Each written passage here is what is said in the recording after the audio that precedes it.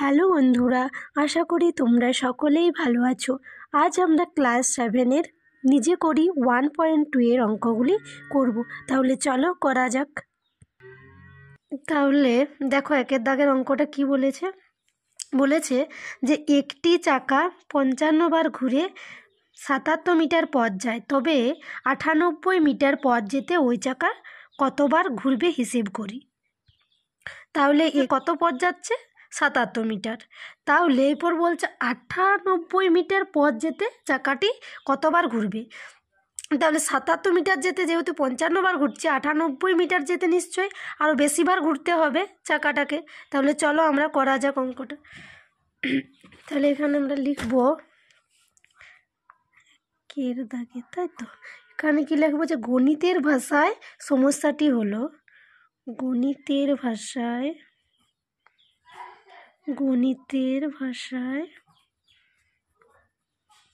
সমস্যাটি হলো।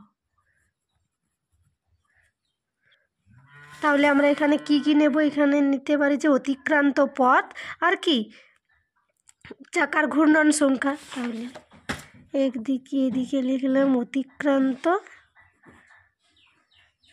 পথ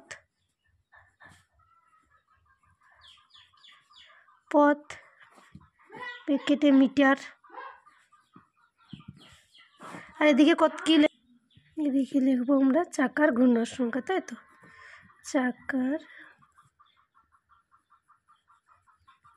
ঘূর্ণন সংখ্যা। তাহলে কি 55 বার ঘুরে কত? 77 মিটার। তাহলে 77 মিটার পথ যেতে কতবার ঘুরে? 55 বার। তাহলে 98 মিটার পথ যেতে কতবার ঘুরবে, তাই তো। তাহলে 77 মিটার পথ যেতে যদি 55 বার ঘুরে, তাহলে 98 মিটার পথ যেতে নিশ্চয়ই বেশিবার ঘুরবে, আরও বেশি যেতে হবে। তাহলে কি তাহলে আমাদের পথ বাড়ার সাথে সাথে চাকার ঘূর্ণন সংখ্যাও বাড়ছে। তাহলে এটা আমাদের কি সম্পর্ক হবে? এটা আমাদের কি সরল সম্পর্ক হবে। তাহলে এখানে এতএব দিয়ে আমরা এখানে লিখব এতএব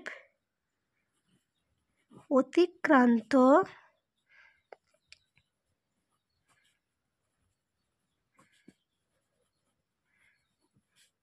পথ ও চাকার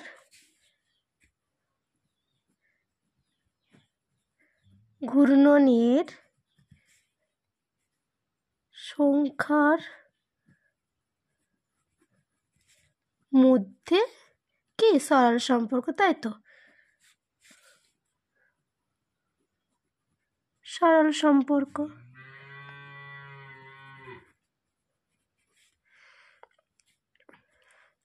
এরপর আমরা কি লিখবো যে ঐকিক নিয়মে সমাধান করে পাই। ঐকিক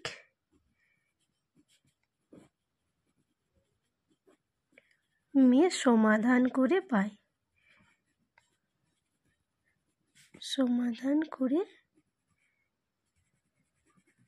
পাই। এরপর তাহলে আমরা লিখবো যে চাকাটি কি 77 মিটার পথ যেতে ঘোরে, 77 মিটার পথ যেতে ঘোরে কত? 55 বার। তাহলে এরপর কি চাকাটি 1 মিটার পথ যেতে ঘোরে কত? আমাদের ভাগ হয়ে যাবে কত? 55/77 বার, তাই তো।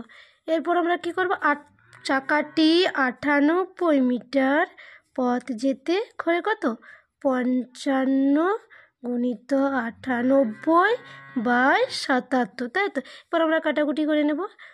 5 × 11 = 55, 7 × 11 = 77, তাই তো। এরপর 7 × 7, তাহলে 7 × 7 = 7, 14 আমাদের হয়ে গেল তোমার হচ্ছে যে 98। তাহলে 14 আর 5 গুণ করলে কত হবে? 5 × 14 = 70। আমরা লিখে নিলাম 5 × 14 = 70 বার, তাই তো। এরপর আমরা কি করব, এতএব দিয়ে উত্তরটা লিখব। কি আছে দেখো, এখানে কি বলেছে, এখানে বলেছে যে তবে 98 মিটার পথ যেতে ওই চাকা কতবার ঘুরবে। তাহলে এখানে এতএব দিয়ে আমরা লিখতে পারি যে এতএব 98 মিটার 98 মিটার পথ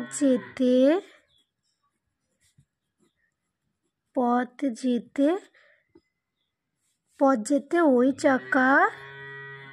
ওই চাকা কতবার ঘুরবে, 70 বার ঘুরবে।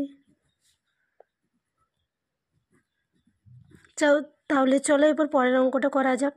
চলো দেখি 2-এর অঙ্কটা কি বলেছে। এখানে কি বলেছে, দীপ্তার্ক প্রত্যেক সপ্তাহে একদিন সাঁতার শিখতে যায়, 364 দিনে সে মোট কত দিন সাঁতার শিখতে যায় হিসেব করি। তাহলে কি বলছে, দীপ্তার্ক প্রত্যেক সপ্তাহে একদিন সাঁতার শিখতে যায়, মানে 7 দিনে সে একদিন সাঁতার শিখে। তাহলে 364 দিনে সে মোট কত দিন সাঁতার শিখেছে সেটা আমাদেরকে হিসেব করে বার করতে হবে। 7 দিনে একদিন, তাহলে 364 দিনে সে কদিন শেখে। তাহলে এখানে আমরা লিখতে পারি যে 2-এর দাগ দিয়ে গণিতের ভাষায় সমস্যাটি হলো, গণিতের ভাষায়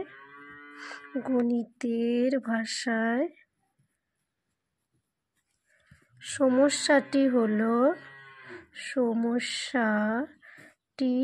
হলো তাহলে এখানে আমরা কি লিখব, মোট দিন আর হচ্ছে কি সাঁতার শেখার দিন। তাহলে মোট দিন দিকে কি সাঁতার শেখার দিন,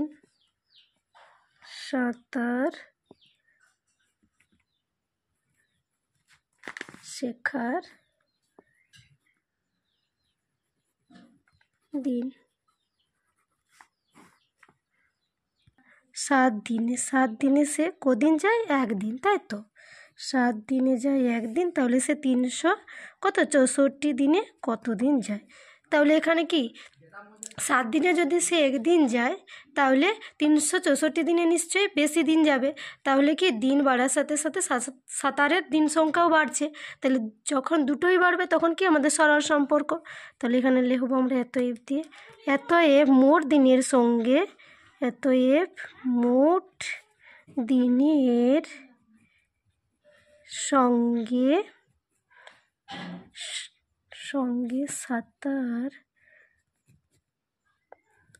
সাঁতার শেখার দিনের কি সরল সম্পর্ক,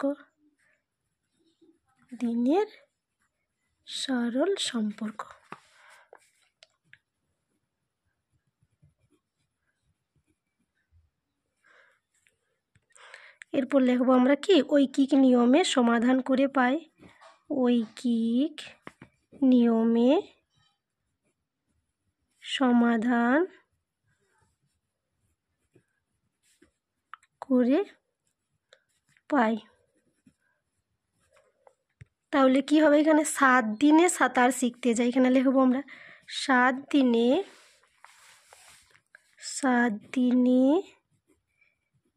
সাঁতার শিখতে যায়,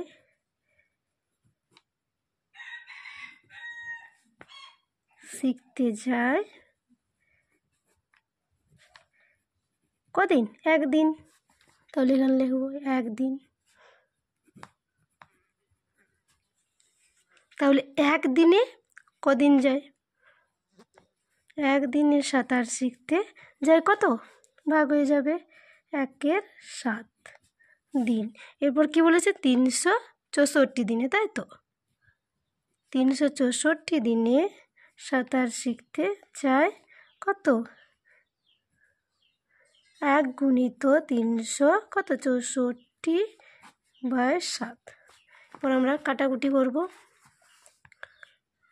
7 থেকে 7, 5 7 35, 7 2 14। তাহলে কত হলো, 52 দিন।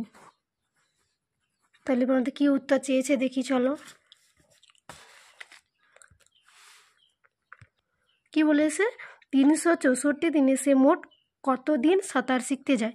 তাহলে এখানে আমরা এতএব দিয়ে লিখবো, এতএব 364 দিনে সে মোট কত 52 দিন সাঁতার শিখতে যায়।